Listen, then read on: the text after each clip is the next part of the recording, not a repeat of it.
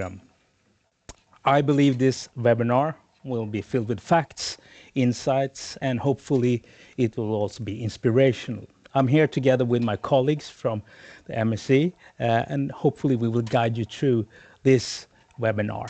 This webinar is also the launch of our wild salmon report, focusing on the markets around the Baltic Sea and Central Europe. But let's get started. And with that, let me hand over to Anna Daubitska. Please, are you with me? Yes, I am with you. Welcome, everybody. My name is Anna Debiska, Program Director for MSC for the region of Baltics, Central Europe. The regions cover 17 markets, so it's quite a bit.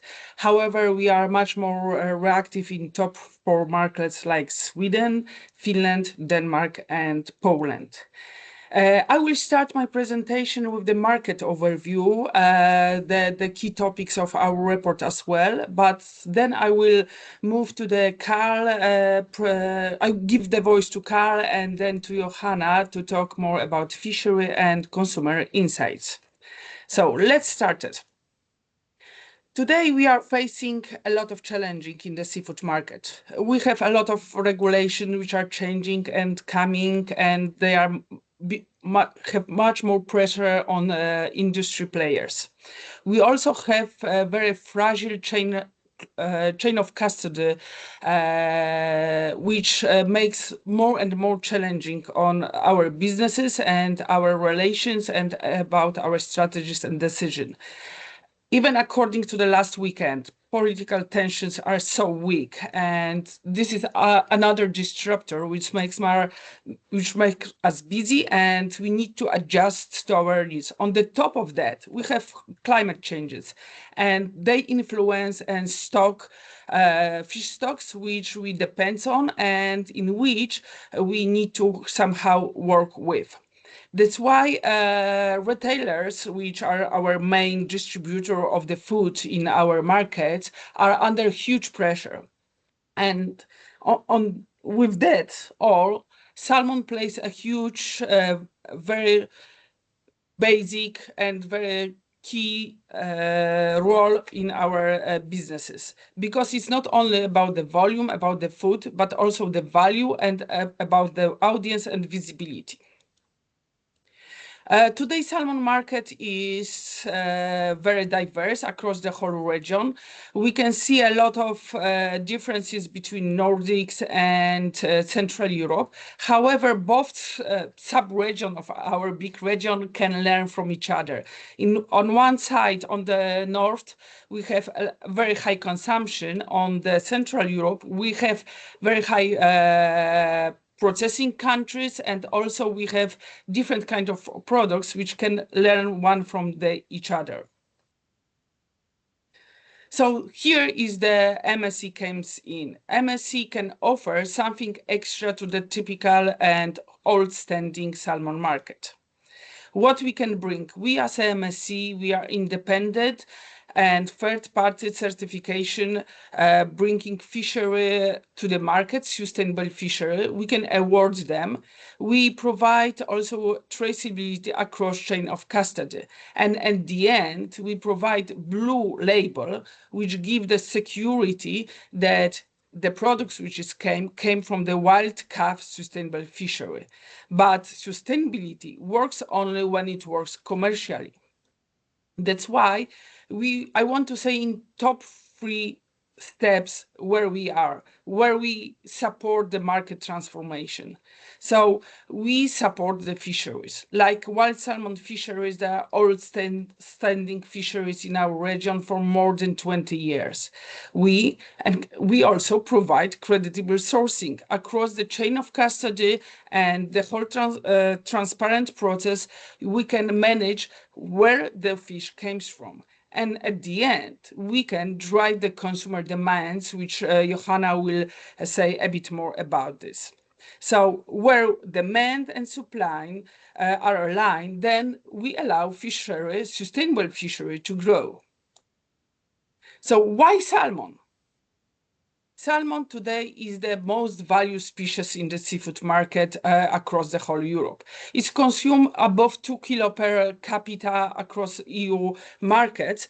However, it's very different diversity across the whole Europe. In our region, the top consumers, we can say, are on the north, but in Central Europe, even if the consumption today is quite lower, the growing is much faster. We see that almost in 100% in some countries it has changed in the last decade.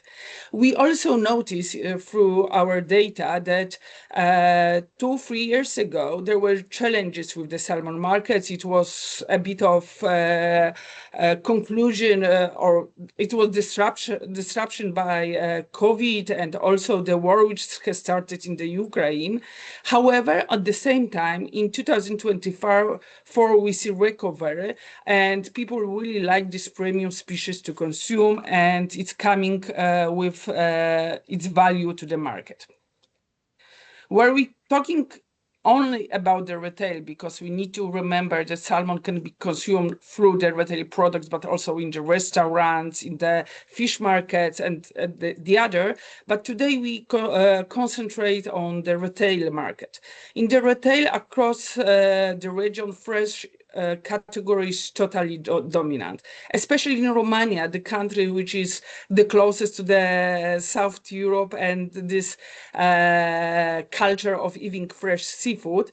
They usually buy 77% of the fresh salmon. However, in the other region, especially Poland, Sweden, and Finland, smoked become also one of the most important one. Then frozen, according to the YouGov, the data which we possess, is the most popular in Denmark. What is good to mention that salmon is responsible for almost 1/4 of the whole seafood market in Sweden. In volume, but where in Poland, salmon grow by 140% in the last 5 years and is on regular basis bought by 1 million householders. It shows how big potential this species has. Going to the MSC market and MSC data and products, we see a lot of dynamics. Even if the market still is quite small, we count for our regions that is around 4% of total MSC volume in the region. We see that in Central Europe, when we already made some marketing and PR initiative, and we have already a lot of wild salmon partners, we noticed the growth in the last few years by 150%. In Nordics, even without any our push up to now, it's already grown by 50%.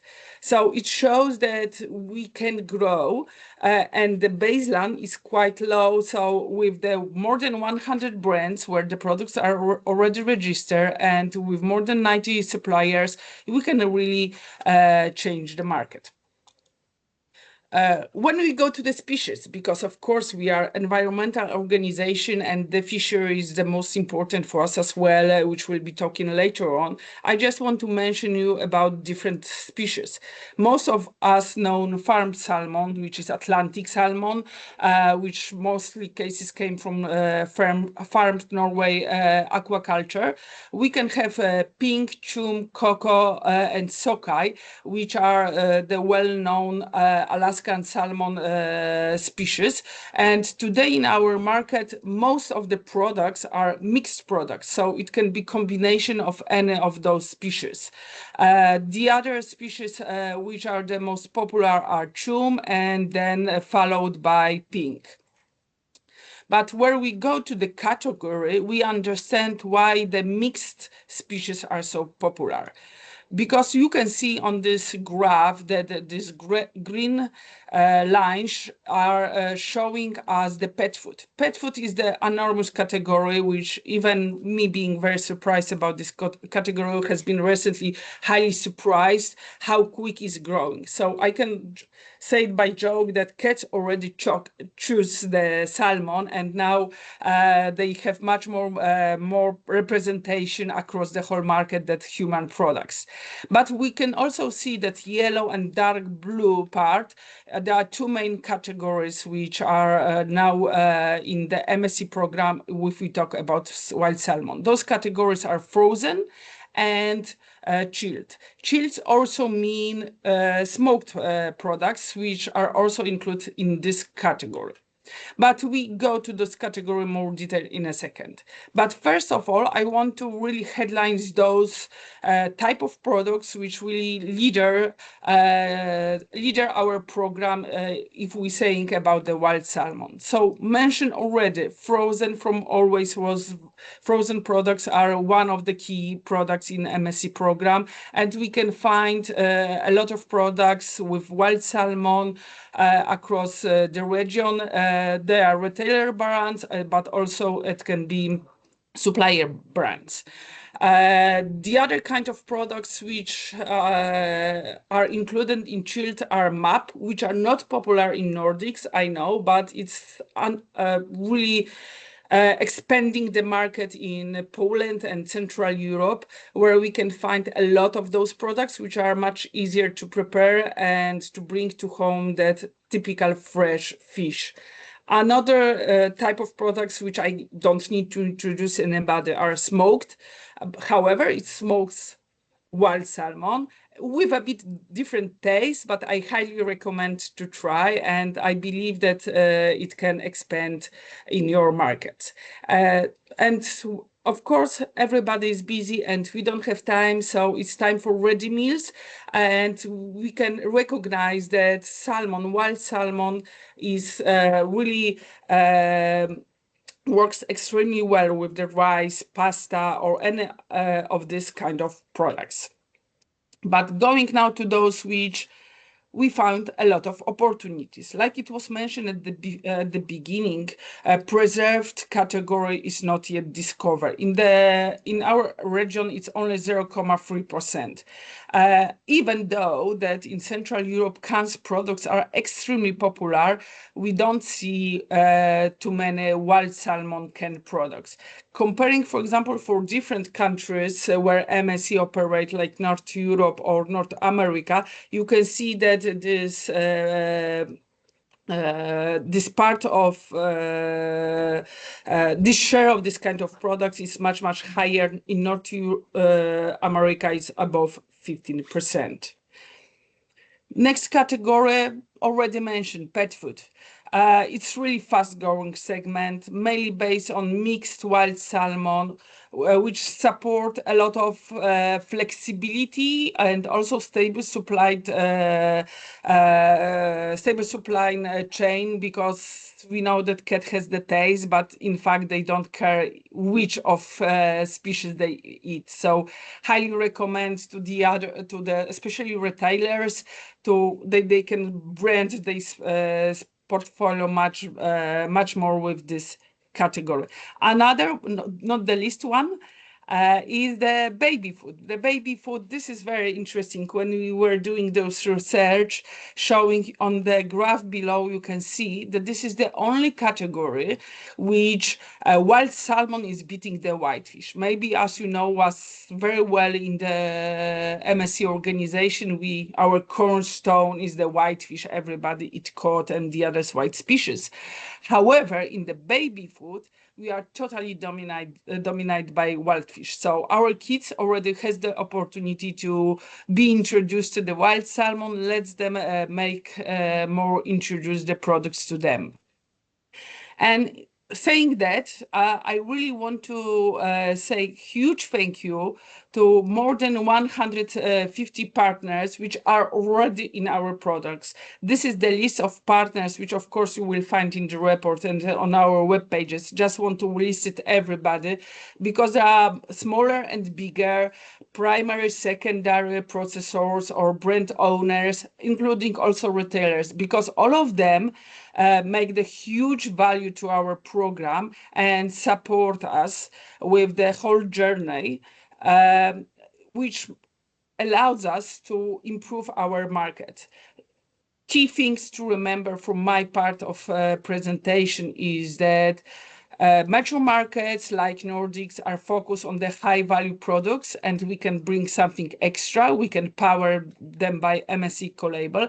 Emerging markets still growing, but they are ready for the diversification as well.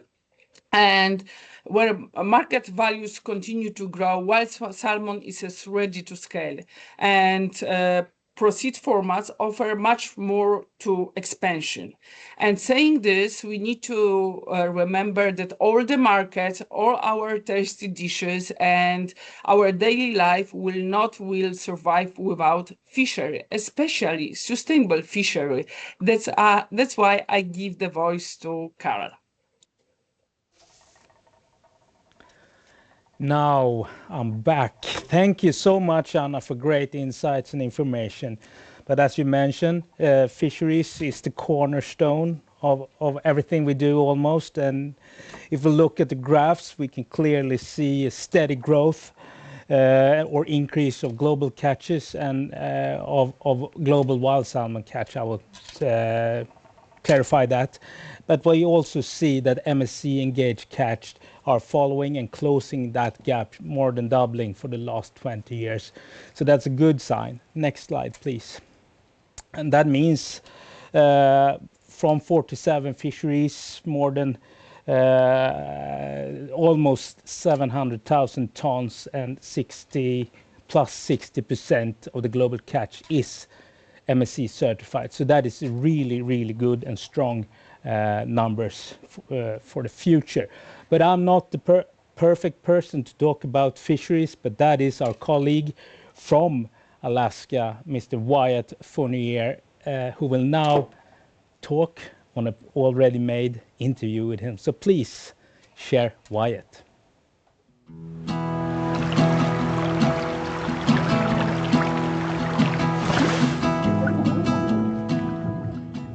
Wild caught, wild salmon, Alaskan salmon.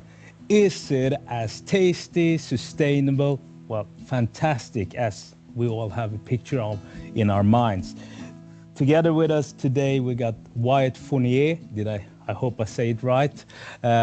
Fisheries expert from the MSC in Alaska. Welcome, Wyatt. Thank you. Thank you for having me. I hope you had a good morning so far. I will just shoot you some questions and to get a better picture of this fantastic species. So can you please tell us a bit about what is wild salmon from Alaska? Are there different species? How do they live? How does it live? And so on. Please. Certainly. So in Alaska, we have 5 species of Pacific salmon that are harvested commercially and also harvested via subsistence by many of our native Alaska communities. One way to remember those 5 different species of salmon is with your hand. The thumb is for the chum salmon, also known as the dog salmon. The pointer finger is for when you point at your eye, that's the sockeye salmon, also known as the red salmon. Your largest finger, well, that's the king salmon, also known as the Chinook salmon. The ring finger, if you're lucky enough to have that silver ring, that's the silver salmon, also known as coho salmon. And your pinky, that is for the pink salmon, also known as the humpy salmon, due to the large hump it achieves once it's going through its migration back into the freshwater. One important thing to remember about our Pacific salmon is that they are what we call anadromous. And that means that the eggs are hatched in the freshwater, and then those small fish migrate to the ocean where they grow to adulthood and then return back to that same freshwater system in order to spawn, or which we call reproducing. These fish are also semiparous, which means as they return to spawn and reproduce, that is their one time to reproduce. After that, they actually die, and their bodies then fertilize these freshwater systems to produce these very dense, very healthy old growth forests. Another unique thing about these 5 species of Pacific salmon is each one has evolved a different method and timing of returning to the freshwater systems, so that you can actually have all 5 species of salmon within the same river, all spawning during the summertime, because each species comes back at a different time and each species occupies a different part of that freshwater system. And so that way you can have harvest of all 5 species of salmon coming from the same local area. Wow, fantastic. I will train on that one. If we take it to the commercial side, harvesting, etc., how much is produced in Alaska annually? How many tons are there? Is it potential for export markets? What do you foresee in that? Certainly, yeah. Pacific salmon harvested in Alaska is exported across the world. And one thing to remember is that our Alaska salmon fishery has been certified by the Marine Stewardship Council since the year 2000 and was actually the 3rd fishery to get into the MSC program. Pacific salmon in Alaska are managed directly by the state of Alaska, the Alaska Department of Fish and Game, which manages all of our salmon stocks on the sustainable yield principle as stated in the Alaska State Constitution. We also manage via the U.S.-Canada Salmon Treaty that provides for conservation and equitable allocation of North Pacific salmon stocks originating from Canada and the United States. For the last 10 years, Alaska commercial salmon harvest has averaged just over 350,000 metric tons annually. And those fish are captured via gill nets, seine nets, trolling lines, and fish traps. During this last 10 years, approximately 44% of the harvest was pink salmon, one of the smaller salmon, but also one of the fastest growing salmon. 36% were from the sockeye salmon, also known as red salmon, and that's due to the very, very productive area known as Bristol Bay. And then 17% of the remaining harvest was chum salmon, 3% was coho salmon, and just under 1% was Chinook salmon. Well, a lot of information and good information to digest there. Thank you so much. It seems like salmon, Alaskan salmon, is really the pride and it's important to the state of Alaska and to Alaskans. Has it always been like this? The history, the people, what is your views on that one? Yes, salmon is at the heart and core of Alaska, not only within our indigenous native Alaskan cultures and belief systems, but also to our commercial fishing industry. Right now, the Alaska salmon fishery includes up to about 6,000 fishers and employs thousands more in our processors statewide. In the most recent years, the all-species harvest has been valued between 400 and 700 million US dollars. Salmon harvest is conducted on a variety of vessels with multiple gear types. Some of the smaller salmon vessels offer a relatively inexpensive avenue to entering the commercial fishing industry. And some of those smaller vessels are commonly a family-run operation, with children accompanying their parents to learn the trade. And historically, as I mentioned, the indigenous Alaska Native communities have relied on salmon for thousands of years. Salmon holds immense significance as a vital source of sustenance, spiritual connection, and cultural identity. The annual salmon runs are celebrated through various cultural practices, reflecting the importance of fish in their way of life. So both commercial fishermen and an Alaska Native subsistence users have relied on the same stocks of salmon to support their livelihood and their way of life for generations. Well, I can truly see that you are engaged and you really are into this. And in relation to that, sustainability, you've addressed it, but is there anything specifically you would like to point out in terms of sustainability? You mentioned our joint organization, Marine Stewardship Council, but is there anything else that you would like to point out? Certainly. I just would like to emphasize the amount of research and resources that the Alaska Department of Fish and Game puts into managing the salmon stocks of Alaska. So each salmon stock are assessed and managed by their spawning location, where they return to reproduce. That way we can ensure that there are enough salmon returning to those spawning grounds to have a large reproductive capacity. The Department of Fish and Game's vast resources allow for in-season management. So we're actually tracking fish by the number as they return to these freshwater systems. And then that way we can adjust the harvest rate to ensure that enough fish are making it back to spawn in their reproductive systems. And so with all these resources applied to managing each one of these salmon stocks, you can ensure that the sustainability of these fishery resources are fully intact. Well, fantastic. It makes me really proud to be part of that, so to speak. One of the last questions I have, and that's perhaps more personal to you, is there anything specifically unique that you would lift in regards to the Alaskan salmon that you haven't lifted so far? Just one sentence or one word. Sure. I think that one thing people don't always recognize is there's many different ways to prepare salmon. A lot of our traditional indigenous cultures smoke their salmon, and those are used in very, very traditional methods over an open wood fire. You nowadays can get a very small and affordable smoker and smoke fish right on your back deck. Of course, salmon traditionally for my family is put onto the grill, and we would grill our salmon outside even if it's snowing. So salmon can be prepared in many, many different ways. It can be put into pasta, it can be put into salads. It has unlimited opportunities to make it into your kitchen and into your stomach. I don't know if everyone can, but I will try my best to get over to you and let you cook me nice dinner while salmon.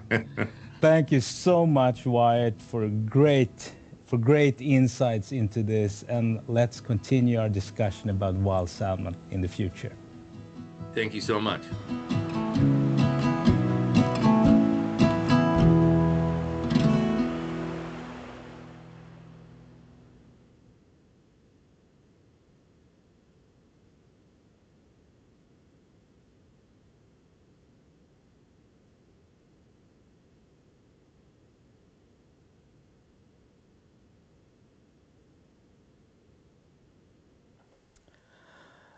Well, I don't know if you, like me, was getting hungry there at the end. Barbecue is never wrong, even if it's early spring. But I will now try to see if my colleague Johanna Vepsa is ready to talk.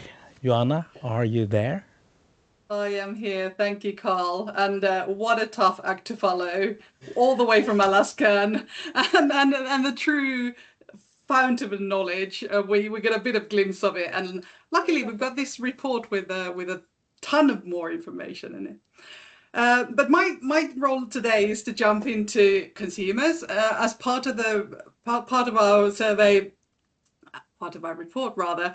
We conducted a consumer survey, and I will take you through a very, very brief whistle-stop tour of the consumer landscape, which is vast. So anyone who's super interested in this subject, we have the full deck for the consumer research, as well as, of course, in the report, you will find much more information on this subject. But, where do you start when you start talking about consumers? Your own team, of course, and we took a bit of a task for the team to hunt around for wild salmon. Unfortunately for us, it doesn't mean flying to Alaska and finding it on water, but we actually went to our local supermarkets and hunted around for products. And here you can see our efforts from Poland to Sweden to then Finland and my kitchen floor, where a very, very important peer group, i.e. my cat, took part in the consumer research. But yes, so as Anna mentioned before, even in these pictures, you can see that what really, really jumps out in some of our markets is pet food and baby food. But what else came out in the research? So the survey was conducted in December. And in these countries mentioned here, we wanted to get a better understanding of the Polish, Czech, Romanian, Danish, Swedish, and Finnish landscape. And 3,654 surveys altogether were conducted, and representative sample of each market, around 600 people out of all of these countries took part in this survey. Worth mentioning, of course, only adults, 18 plus, and sample structured by age and gender. What's really standing out in this research was that what do consumers actually want? They are very interested in wild salmon. We really saw this throughout markets that specifically wild salmon was on the mind when asked if price and availability weren't a factor, which one would you choose? So how do we move ahead to find out more? Like, how do consumers actually view salmon as an entity? It doesn't come as a surprise that salmon is very popular in the Nordic countries, especially Finland and Sweden. We saw numbers up to almost 20% in people consuming salmon weekly. It's a true core protein in Nordic diets, and I think anyone working with fish knows that salmon is a tough act to follow in the seafood category. Little bit less common in the Central Eastern European countries, but still has a strong position in there as well. We looked into the preferences of the consumption. Product preferences vary quite a lot, even between countries next to each other. So in Finland, we're really leading in the fresh category for salmon. In Sweden, frozen fillets were quite high on the agenda. In Denmark and Poland, we could really see that what consumers were looking for was the smoked category, which Wyatt mentioned as well. And in developing markets, we have a lot more processed formats. We have sandwich spreads, salads, and so on and so forth. So even though we could consider that salmon is a variable market, we see quite a big differences between the categories. And I think it's worth noting that not a lot of people here would go to mention pet food, for example. Home preparation, as again by touch upon, is salmon is really very versatile in home cooking. We can really see that people are using it in a very simple way. We see a lot of baked goods. We see a lot of roasting of the salmon, like the pictures suggest. But also we see variables in people steam salmon. Secondary methods vary greatly between different cultures. In Finland and Sweden, again, pasta, grilled salmon is the thing that comes across a lot. In Poland, we see a lot more sandwiches and salads. Romanians want to grill their salmon, and Danes, again, unsurprisingly, go to sandwiches and pastas. So usage varies a lot. Sourcing wise, I have to remind you, this is what the consumers are telling us. So this is a perception study. So we're looking at sourcing from that point of view. So when Anna was talking about sourcing from a market data point of view, so it can vary very greatly, but actually it doesn't.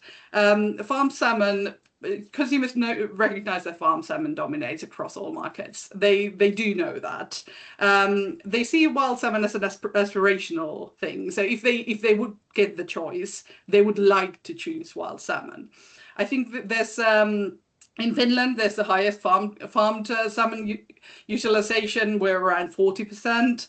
And Denmark recognizes themselves, consumers are telling us that almost 16% consumes wild salmon. So people are concentrating on that to some degree. But the key drivers of choosing wild, as consumers tell us, is taste, the origin, health for Central and Eastern European countries, and the environmental factors for Nordics. Again, unsurprisingly, Norwegian salmon is recognized as the clear market leader across all markets. From Finnish consumers, they're they're saying 66% of consumers are saying that this is the salmon that they tend to choose. I think that's a case of availability, and definitely nice to see that a lot of people do recognize that that is where the salmon comes from. So there is a possibility of differentiating as well. Sweden is about half, and a little bit less so in the other countries. But worth mentioning that there are some local alternative origins that were recognized in this part. Baltic salmon specifically for Finland, I think it's something that gets quite high recognition on the market, despite quite low volume. But also in Denmark, Faroese salmon, which is something that doesn't really land in many of the other markets, but in Denmark, very recognizably, almost 10% said they would tend to choose Faroese salmon. And in Czech, we heard the name of Alaska salmon rise. So 14% of Czech people said that they are choosing Alaska salmon. So that's nice to hear. Finland shows the highest sourcing awareness. Again, I remind you, this is what the consumers are telling us. So either Finns are very, very confident, or they truly do know where their salmon comes from. So almost 80% of people say that they do know where their salmon comes from. Next down is Denmark with 53% and Czech Republic 54%. So quite a significant lead for the Finns there. This looks like I'm taking this home, but but it's good to see that people are aware of these things. But price is of course a key barrier. With seafood, we see this often, and to be honest, any category you see this, that price is always a key barrier, but it's definitely not the only driver. We do see when we ask people what matters to you when you choose salmon is mostly price driven, but then, for example, in Romania, almost 20% is very quality focused. Nordics are showing a stronger value-based decision making overall. So definitely price is a barrier, but if you're thinking of the premium categories, and especially in Nordics and also in Central Eastern Europe, that's the space that you have more wiggle move for other important factors. So, what do we know about salmon consumers after this very quick survey recap? We realize that wild salmon is and remains still aspirational, partly because of availability on the market. We have markets where it's better available, which is actually the Central and Eastern European markets, and then in the Nordics less so in the kind of raw form for adult consumption. We also see that certification does matter. Around a third of our shoppers actively look for independent labels, i.e. MSC, ASC labels. And this is highest in Sweden. Almost 44% of Swedes say that they are looking for certified seafood when it comes to salmon, and lowest in Czechia in around 28%. Farm salmon is eaten more often, of course, than wild because it's more widely available. That's worth remembering. But there is this high desirability of wild salmon. So over 50% in every country of people would rather choose wild salmon if it was available. And then there's this high uncertainty of sourcing. Although I just said that 80% of Finns claim to know where their salmon comes from, in the other countries we have a lot of uncertainty. So it's from over 20% to up to 45% of people are telling us that they don't know where their salmon comes from. So how do we combat this? One easy way is, of course, with an MSC eco-label. So MSC eco-label in the product is clear proof that the product contains wild-caught salmon, and this is one way of making an easy choice for the consumers to choose the wild option. That was very quick, and also there's a lot more to learn. So here are some links to our local wild salmon web pages, which will have the report link embedded to them. We have these currently in Polish, Swedish, Danish, and in Finnish. And also we have an English version, which we will share with you when we circulate the recording and the report after the webinar. Moving on to how do we land on talking about wild salmon in the first place, is this comes from Poland. So as Anna told you earlier, Poland was a very heavy growth market for salmon already a couple of years ago. So our Polish team took it upon themselves to release a first Polish wild salmon report in 2022. And this was paired up with quite a wide media launch. And there was really strong media interest and extensive earned coverage for this report, which I think surprised our team, even though this was their effort. It really surprised them how much interest there was around the subject.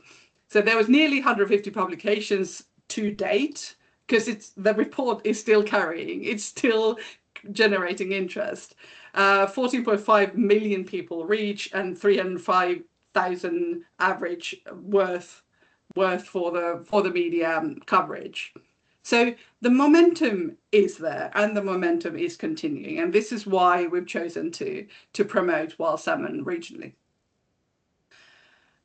Other ways that we've noticed the keenness on wild salmon is that we see new products coming into the market, and very dedicated partners promoting their products at the same time. And so forth, we have seen salmon products popping into our best MSC product competitions. This is a consumer campaign that we run in different countries, slightly with a different timing.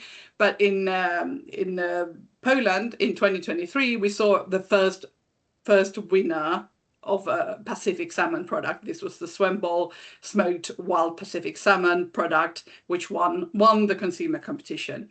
In Sweden last year, we saw Royal Foods Pink and Chum salmon fillet land third place in the similar competition, and in MSC UK Product of the Year in the United Kingdom last year, they had 2 entries from the wild salmon category. So they had the Lidl salmon and pea risotto, as well as the Leap wild smoked sockeye salmon on the shortlist for consumer voting.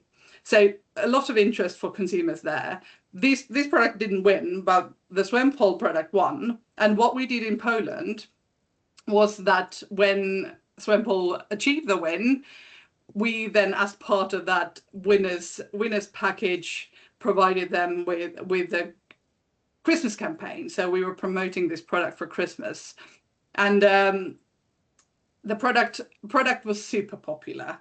It appeared in media for over 400 pieces of media coverage, including 5 mainstream lifestyle press pieces, which is huge. 2.22 million people saw this coverage. 16 influencers created 33 posts of this product as well. So it was really well spread and widespread with the team, and very popular product. So how do you join the movement? We are creating a new toolkit based on the learnings from the report for the region on salmon being good for you and the ocean too. This is a familiar tagline that you've probably seen already in some way, and it's often something that we say, but we are going to be saying it in 4 languages. So you can see here some first inspiration for all those 4 languages. So there will be Danish, Finnish, Swedish, and Polish toolkits available. So please do reach out to us if you're at all interested in promoting either your salmon product or just doing more of an awareness piece on salmon altogether. Thank you. Really, really nice to talk to you today, and I'll hand over back to Anna to wrap up. Thank you, Johanna. Thank you, Karl. Thank you, Wyatt. It was great pleasure to listen this all together. For all online, you have direct contact to us if you want to contact us separately and individually. But I also know that Karl prepares some kind of question which we get from the chat. So maybe first we respond them before we say goodbye. Yes. It's I wouldn't say it's boiling, but it's quite high intensity here in the questions section.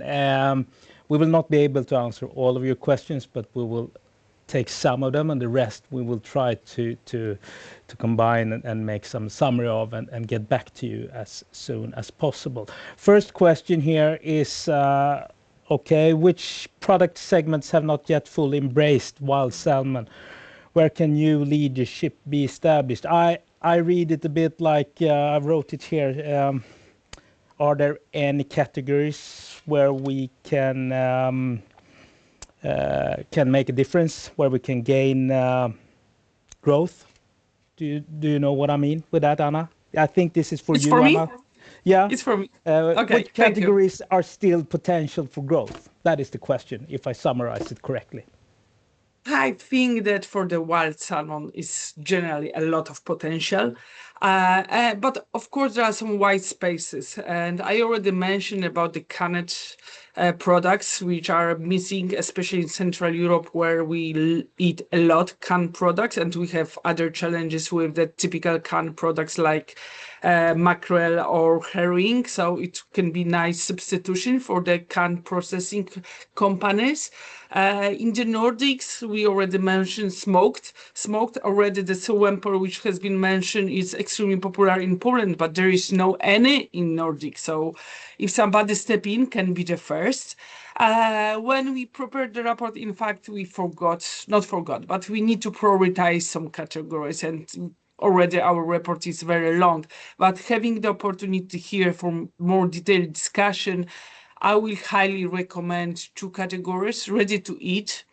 There was one product from UK mentioned, risotto with wild salmon, but we also can find pasta.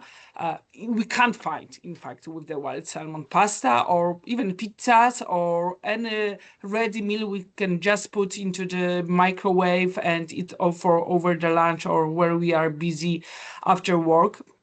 And another solution, especially I think it's very good for approach to the younger people, food to go. So you can buy, you can create with wild salmon a lot of salads, sandwiches, sushi rolls, sushi sandwiches, a lot of those Asian kind of products. We need to remember that salmon never was the sushi products. Yes, it was introduced 40 years ago, and now everything that sushi should be with the salmon. Yes, it can be, but it also can be with the wild salmon.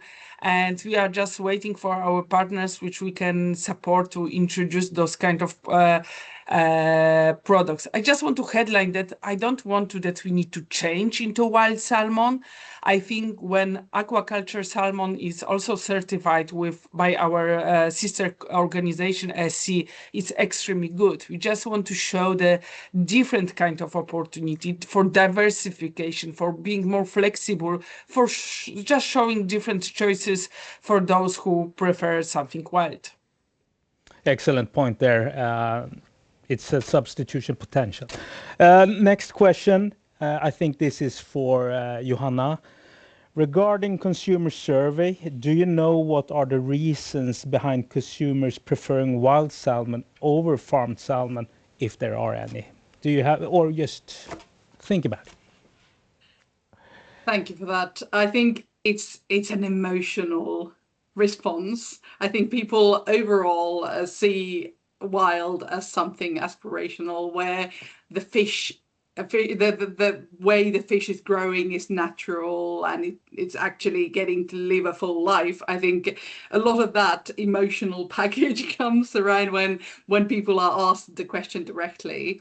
Whether that then affects the purchase decision is a different story, but I think it definitely has a factor that if you would get the choice, that's where you would go. Yeah, I totally agree on that one. And this is kind of a follow-up question. A bit scary, I think. If many consumer doesn't know whether they buy wild or farm salmon, does certification really matter? No, but absolutely. I think there's definitely an education piece, and partly why we are doing this campaign and report and everything to support it, to educate the consumer. But also, I think, as you notice from the fact that there's an emotional response to when they are asked, if they are then openly told with the label that this is a wild option and it's actually a sustainable wild option, it's a hugely positive story. So as we can already see that people are with slight prompting saying that no, but yeah, well, I want wild, and then you give them a wild and sustainable option, then of course that's going to be a very positive experience. And I think the most important is to always choose a certified product. Now we'll see if there's any more questions here that we will have time to have. Distance, sustainability, transports. Do we have something there? I thought I saw something. Sorry for this. Yes, here it is. Is there any difference in sustainability on long and short transport? And with me today here is Christopher. Please, you are the nice to be here. Yes, I think that is a very relevant question. And first, I think it's very important to emphasize that comparing seafood to other animal proteins, seafood has a very low carbon footprint. And we are encouraged by the FAO to eat more seafood. Transportation-wise, it can usually be neglected for frozen fish since it's such a small part of the carbon emissions during the full production cycle. For Alaska salmon in Europe, it has actually been shown that they have a even lower carbon emission footprint than what they say closer geographically closer alternatives. So it is very low. So what you're saying is, in general, transportation is a low carbon emission status, and then whether it's long or far away, it becomes almost neglectable when you talk about seafood. Exactly. Thank you so much, Christopher. Thank you. Thank you. That's, wow, now it's dropping in here. No, I think that was all we will manage to have time with today. And now, Anna, I can leave it to you to do the wrap up. Thank you. Thank you, Cara. Thank you all participants and all our partners being here with us with webinar. We know that it's a very busy time. We have a lot of events going on today and after next few weeks. I really encourage all our partners to contact directly with our country managers. Cara, you already noticed, and Johanna from Finland. We also have Morten in Copenhagen and Marta in Warsaw, and much more teams in those offices. So I'm encouraged to contact them. The another opportunity we also will have in Barcelona. In a few weeks, we all see each other on our Seafood Future Forum. It's the biggest conference organized by MSC. We highly recommend to be there. If somebody needs a ticket to the Seafood Expo, also MSC has some kind of package. You just need to contact your country managers of your country, and we're happy to support. Additionally to that, as we already concentrated on salmon, in Barcelona, we'll discuss different species like tuna, small pelagic, and of course cod, which me and Louise from Sweden will be leading bothly. And also we'll discuss about digital traceability, which is very, very important topic those days, especially in EU markets. So we really would like to invite you all. I think today or tomorrow you should receive the email with the recordings to the report and all kind of materials. If you need more, we are here to support you for future sustainability of fishery and to have more salmon on our dishes. Thank you very much.